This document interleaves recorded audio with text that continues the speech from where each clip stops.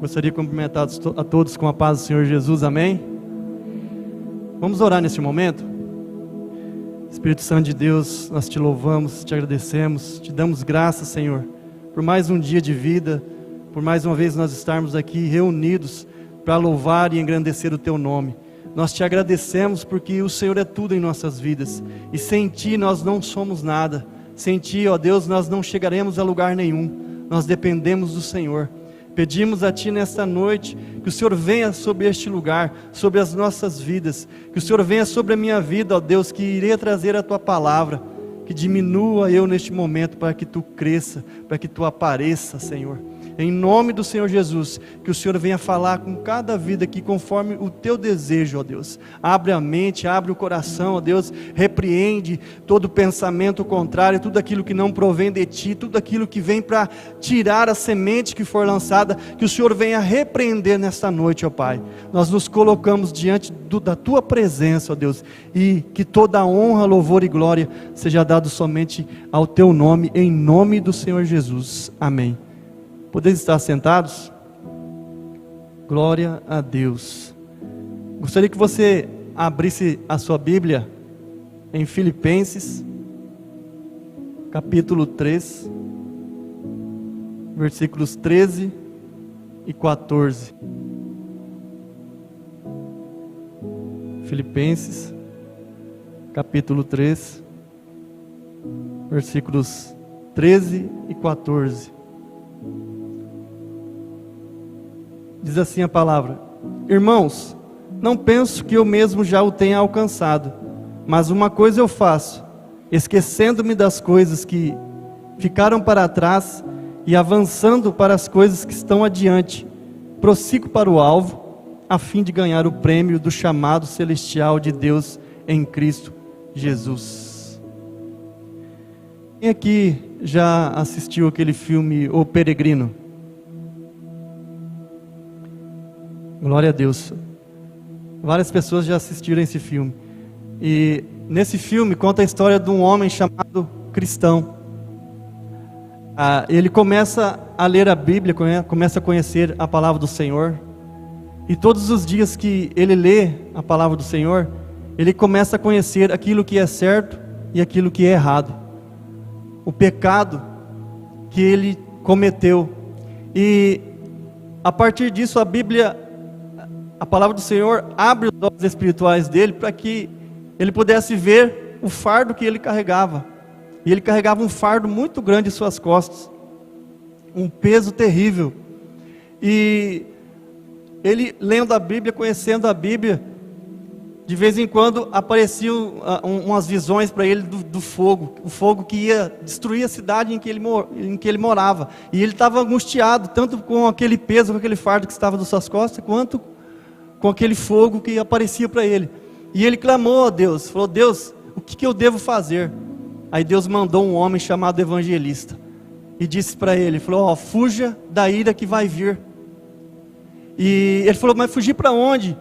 Aí o evangelista apontou o dedo e falou: para lá, está vendo aquela luz?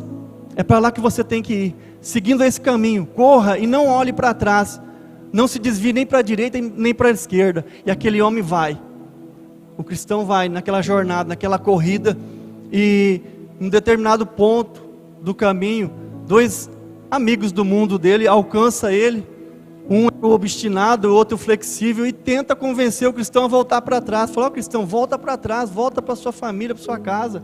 E ele disse: não, eu não posso voltar, eu estou indo em rumo à mansão celestial, aquilo que Deus tem preparado para mim. E vocês, se vocês quiserem fugir da ira vindoura, vocês também têm que vir, vocês têm que trilhar esse caminho. Aí o obstinado falou: não, eu vou voltar para minha casa, para o aconchego da minha casa, não quero saber disso não.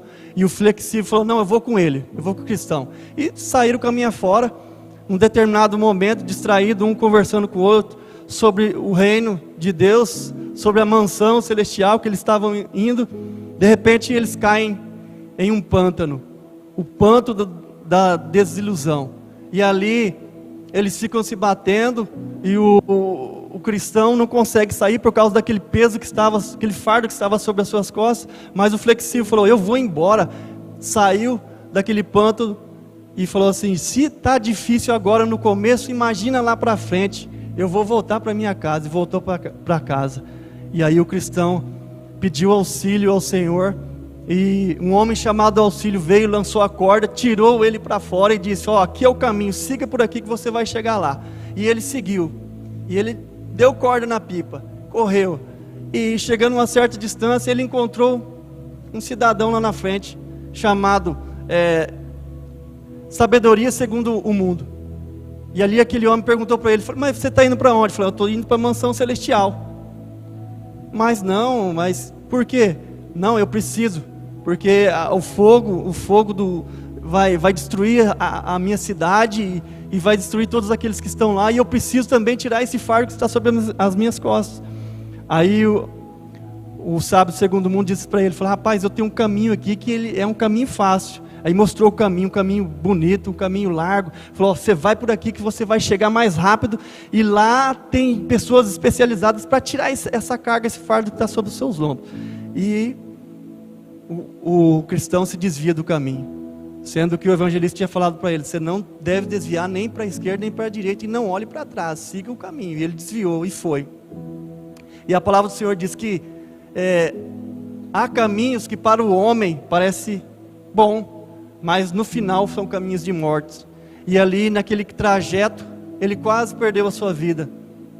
Aí apareceu novamente o evangelista para ele, falou: para onde você está indo? Ele falou: estou indo para tal lugar. Ele falou: rapaz, você não sabe o que está escrito na palavra, não sabe o que está escrito na Bíblia, o que Jesus disse a respeito do caminho largo, do caminho estreito, que o caminho largo leva para a perdição e o caminho estreito leva para a salvação. E agora o que eu tenho que fazer? Volta pelo mesmo caminho, volta para o caminho onde eu te mostrei para que você deve seguir. E ali ele foi, seguiu viagem, até chegar num monte, onde estava uma cruz. E ali ele se prostra diante daquela cruz, ele pede perdão pelos seus pecados, ele se arrepende, ele entrega a sua vida a Cristo, e aquele fardo que estava sobre os seus ombros foi desfeito.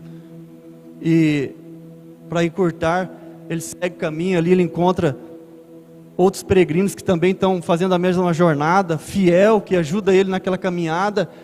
Depois o fiel morre, porque pegaram ele, que ele estava pregando a palavra, prenderam ele e queimaram. E logo mais à frente Deus dá uma armadura para ele, que está escrito em Efésios, que é o capacete da salvação, o escudo da fé, a couraça da justiça, as sandálias do evangelho e uma espada, a espada do Espírito, que é a palavra de Deus. E ele estava equipado para enfrentar algo muito pior que ele ia encontrar na frente, que era Satanás e seus demônios. E ali ele foi, e ele entrou no vale da sombra da morte, e ele orou o Salmo 23, e aí as portas se abriram, aqueles demônios foram dissipados, e ele prosseguiu viagem. Encontrou um outro cidadão no caminho chamado Esperança, e ali os dois chegam até a mansão celestial. Os anjos estavam esperando eles, e os anjos abriram as portas e mandaram eles entrar. E não é diferente em nossas vidas, irmãos. Nós estamos em uma corrida, nós estamos em uma jornada, em rumo à mansão celestial. E através da palavra que nós acabamos de ler, nós vamos tirar algumas lições sobre o caminho, sobre essa corrida e sobre essas jornadas que nos foi propostas por Jesus. Em primeiro lugar, deixando o passado para trás. Filipenses 3, versículo 13, parte A. Esquecendo-me das coisas que ficaram para trás. Não podemos mudar o passado, mas também nós não podemos viver com o peso dele. Rancores, mágoas, frustrações, nós temos que deixar tudo para trás. Nós não podemos levar nesse caminho, nós não podemos levar peso nenhum nesse caminho. O apóstolo Paulo nos ensina que nós devemos desprender de todo o peso, deixar tudo aquilo que nos atrapalha para trás, para que nós possamos prosseguir nessa caminhada. Esquecendo-me das coisas que ficaram para trás, significa abandonar pesos, falhas, pecados e tudo aquilo que nos impede. Os atletas que correm uma maratona, eles quando vão correr uma maratona, eles têm roupas especiais, roupas super leves, tênis super leves, para que não venham pesar no decorrer da corrida. E mesmo assim, com essas roupas leves, um determinado tempo do percurso, do meio para o fim, até aquelas roupas leves se tornam pesadas. Eu creio que se um atleta pudesse correr sem roupa, ele correria. Se ele pudesse correr sem tênis, ele correria também. E nós aprendemos que um atleta, quando ele vai correr uma maratona, de forma alguma ele pode olhar para trás. De forma alguma ele pode olhar para trás para ver que distância ele já correu, ou que distância os seus oponentes estão dele. Porque se ele olhar para trás, ele vai perder a direção. E poderá até perder a corrida, ou tropeçar, ou bater em algum obstáculo, não sei. Então, de forma alguma, nós, nessa caminhada, podemos levar alguma coisa do passado, alguma coisa que nos atrapalham. Temos um exemplo, foi a mulher de Ló. Deus falou para Ló: Ló, eu vou destruir Sodoma. Sai da cidade, pega a sua família e está aqui o caminho. Pega e segue esse caminho, sobe esse monte e não olhe para trás. De forma alguma olhe para trás, que eu vou destruir essa cidade. E a mulher de Ló, o que ela fez? Ela olhou para trás. E a Bíblia nos fala que ela se transformou em uma estátua de sal. Por quê? Porque ela olhou para a sua antiga vida. Ela quis levar aquilo que ela tinha naquela cidade. E Deus falou: não olhe para trás, deixe tudo para trás. Então o cristão não pode estar distraído com o passado e nem até mesmo com o futuro, com aquilo que ele vai viver ainda, que ele não está vivendo ainda. Abraão, quando ele foi chamado por Deus, Deus falou para ele: Abraão, eu tenho um caminho para você, mas sai da tua terra, do meio da tua parentela e da casa do teu pai, que eu vou te mostrar o caminho, que eu vou te mostrar para onde que você deve ir. E Abraão simplesmente deixou o seu passado para trás.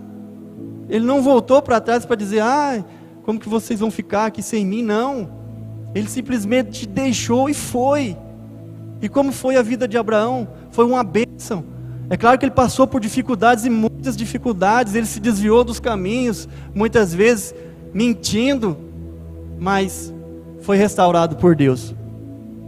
Em Isaías 43, versículos 18 e 19 diz: não vos lembreis das coisas passadas, nem considerais as antigas.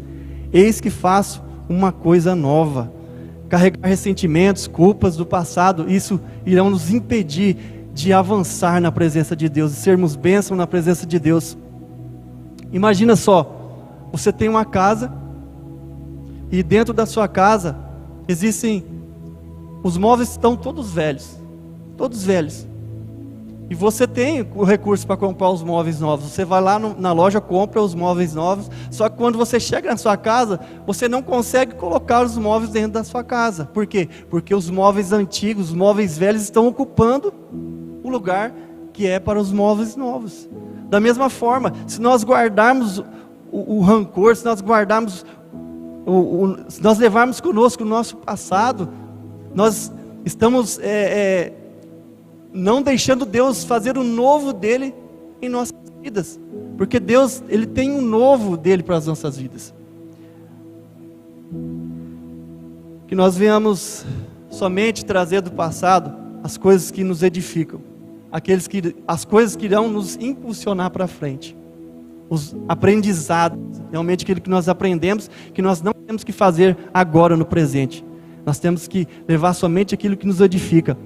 O apóstolo Paulo, que é um dos maiores exemplos de cristãos na Bíblia, ele fala: eu poderia muito bem me orgulhar na minha carne, porque eu fui circuncidado no 8º dia, eu era fariseu, eu era mestre da lei, eu conhecia a lei e obedecia a lei, então eu poderia me orgulhar, mas eu considerei tudo isso como esterco, como nada. Eu deixei toda minha glória para trás, deixei tudo para trás. Para quê? Para ganhar a Cristo, para conquistar a Cristo, para conquistar pessoas através do Evangelho de Cristo. Em segundo lugar, avançando com propósito. Filipenses 3:13, parte B. Avançando para as que estão adiante de mim. Avançando para as coisas que estão diante de mim. Reflete a necessidade de ter visão e direção claras. Paulo sabia que a caminhada cristã não é uma caminhada estática. Nós precisamos nos mover. Nós precisamos ter propósito. Nós precisamos avançar em direção ao propósito. Quantas pessoas estão paradas? Quantas pessoas estão paradas na beira do caminho como aquele cego? Aquele cego estava sentado à beira do caminho e Jesus estava no caminho. Jesus estava indo. E ali é algo profético para as nossas vidas. Jesus estava indo para onde? Para Jerusalém. Nós estamos indo para onde? Para Nova Jerusalém, para a mansão celestial. Então, Jesus, seus discípulos e uma grande multidão estava indo em direção a Jerusalém, e aquele cego estava sentado à beira do caminho. Quantas pessoas estão sentadas à beira do caminho? Quantas pessoas deixaram de fazer a obra de Deus? Quantas pessoas que estão estagnadas, que não conseguem orar, que não conseguem ler a Bíblia, que não conseguem buscar a Deus? Quantas pessoas que abandonaram até os seus ministérios? Ah, irmão, mas eu não tenho ministério. Tem. Você não foi chamado à toa. Você não foi chamado por um acaso. Deus tem um propósito na sua vida. Todos nós temos algo para fazer na presença de Deus durante esse caminho, durante essa caminhada que foi posto para nós. Todos nós temos. Muitas vezes o que nós não temos é interesse pelas coisas de Deus. Se eu tiver interesse pelas coisas de Deus, eu vou buscar mais de Deus aquilo que Ele tem para a minha vida. Simplesmente isso. Então eu não posso dizer que eu não tenho um propósito, que Deus não tem um chamado para a minha vida, que Deus não tem um ministério para a minha vida, porque Ele tem. Se Deus Ele nos chamou, é porque nós temos a capacidade para fazer o seu chamado, para concluir o seu chamado. Avançar significa crescer espiritualmente, significa conhecer mais a Deus em todas as áreas. Em Provérbios, capítulo 16, versículo 3 diz: consagre ao Senhor tudo o que você faz, e os seus planos serão bem-sucedidos. Nós precisamos definir planos espirituais, propósitos que irão nos ajudar nessa caminhada. O Senhor nos capacita para caminhar com um propósito. Filipenses 1:6 diz: aquele que começou a boa obra em vocês há de completá-la até o dia de Cristo. Nós começamos essa corrida a partir de quando nós entregamos a nossa vida a Jesus. Nós dizemos a Ele: Senhor, eu entrego a minha vida e reconheço o Senhor como o Senhor da minha vida, como o único Senhor da minha vida, como Salvador da minha vida. Aí nós começamos essa jornada. E a palavra nos diz que aquele que começou a boa obra em nós, a boa obra de Deus é começada em nós a partir de quando nós começamos a caminhar, a partir de quando nós aceitamos a Ele. Nós começamos, Jesus começa a boa obra em nós e irá completá-la até o dia de Cristo.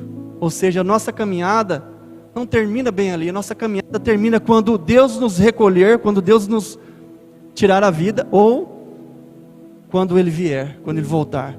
Aí sim termina a nossa jornada. Aí sim nós alcançaremos o prêmio, que é a coroa da vida. E nós precisamos estar cientes disso, de que Deus, Ele capacita-nos para fazer a sua obra. Aquele que começou a boa obra em nós há de completá-la. Se Ele nos chamou, Ele irá nos capacitar. Ele irá nos levar em lugares aonde nós nem imaginávamos ir. Deus irá nos levar a curar enfermos, expulsar demônios e fazer muitas outras coisas que Jesus disse. Mas primeiro Ele irá nos capacitar. Mas para isso nós precisamos avançar com propósito. Nós precisamos perseverar na presença do Senhor. Nós precisamos, como aquele cristão do filme, não desistir. Mesmo que tenha obstáculos, mesmo que nós venhamos nos cair, mesmo que nós venhamos nos desviar, mas que nós não venhamos desistir, nós venhamos clamar ao Senhor: ó Senhor, eu estou dessa forma, eu estou cansado, eu não consigo prosseguir, eu estou parado na caminhada, Senhor, eu deixei o meu ministério para trás, eu dei um tempo em meu ministério, como muitos dizem. Senhor, eu preciso da tua ajuda. O Senhor irá nos ajudar, porque nós não estamos sozinhos nessa caminhada. O próprio Jesus disse que estaria conosco até a consumação do século, ou seja, até o final, até a chegada na mansão celestial. Nós temos que ficar alegres com isso, porque o Senhor nos escolheu. Quantas pessoas que estão aí se perdendo, quantas pessoas que estão morrendo sem conhecer o caminho, quantas pessoas que negaram a Jesus, mas nós estamos aqui, nós ouvimos o Evangelho e o Senhor nos alcançou. Olha o que nós éramos antes e olha o que nós somos hoje na presença do Senhor. Você tem importância para Deus. Deus quer te ver prosperando no seu caminho, mas precisamos avançar com propósito. Em terceiro lugar, correndo para o alvo, Filipenses 3,14. Prossigo para o alvo a fim de ganhar o prêmio do chamado celestial de Deus em Cristo Jesus. Paulo compara a vida cristã como uma corrida em direção ao prêmio celestial. Em 1 Coríntios 9, versículo 23 e 24 diz: vocês não sabem que dentre todos os que correm no estádio, apenas um ganha o prêmio? Corram de tal modo que alcancem o prêmio. Todos os que competem nos jogos se submetem a um treinamento rigoroso, para obter uma coroa que logo perece. Mas nós a fazemos para ganhar uma coroa que dura para sempre. Louvado seja o nome do Senhor Jesus. Então nós temos que ter um alvo. O nosso alvo é uma coroa que não se corrompe. É a coroa da vida que Deus tem preparado para nós. E há duas distinções entre a corrida de um atleta, de uma maratona, e a nossa corrida, e a nossa caminhada. É que um atleta, ele corre a maratona para quê? Para ganhar o prêmio. E esse prêmio é conquistado somente quem chega em primeiro lugar. Então ele precisa chegar em primeiro lugar para conquistar esse prêmio. E a caminhada cristã não. A caminhada cristã, todos que chegarem até o final, esses receberão o prêmio. Todos nós que alcançarmos, todos nós que chegarmos ao fim dessa jornada, dessa caminhada, nós iremos receber o prêmio, que é a coroa da vida, que é a mansão celestial. Em Mateus 24:13 diz: mas aquele que perseverar até o fim, esse será salvo. Em Apocalipse diz que aquele que perseverar até o fim, esse receberá a coroa da vida. O verdadeiro foco é agradar a Deus. E o nosso foco, ele tem que estar na eternidade. Em Mateus, capítulo 6, versículo 33 diz: busquem, pois, em primeiro lugar o reino de Deus e a sua justiça. Em Colossenses 3, do 1 ao 3 diz: portanto, já que vocês ressuscitaram com Cristo, procurem as coisas que são do alto, onde Cristo está assentado à direita de Deus. Mantenham o pensamento nas coisas do alto e não nas coisas terrenas, pois vocês morreram e agora a sua vida está escondida com Cristo Jesus. Então nosso foco tem que ser a eternidade. Quantas pessoas estão iludidas e o seu foco são nas coisas terrenas, nas coisas materiais? Começaram bem a jornada e simplesmente foram se afastando de Deus e o seu foco mudou. O foco não é mais a eternidade, mas sim os bens materiais. Não é que nós não podemos adquirir bens materiais, não é isso, mas que o nosso foco seja a eternidade. Jesus diz: buscar em primeiro lugar o reino de Deus e a sua justiça, e as demais coisas vos serão acrescentadas. A palavra do Senhor diz que nós não devemos correr atrás das bênçãos, mas as bênçãos correrão atrás de nós. Mas se nós fizermos a vontade de Deus em primeiro lugar, se nós buscarmos a eternidade em primeiro lugar, as bênçãos de Deus virão atrás de nós, sem nós precisarmos focar nelas. Então que nós venhamos buscar as coisas eternas, as coisas celestiais, porque Jesus falou assim: as coisas deste mundo a traça, a ferrugem irá consumir, mas as coisas celestiais não. Aquilo que você adquirir na presença de Deus para o reino, isso não terá fim.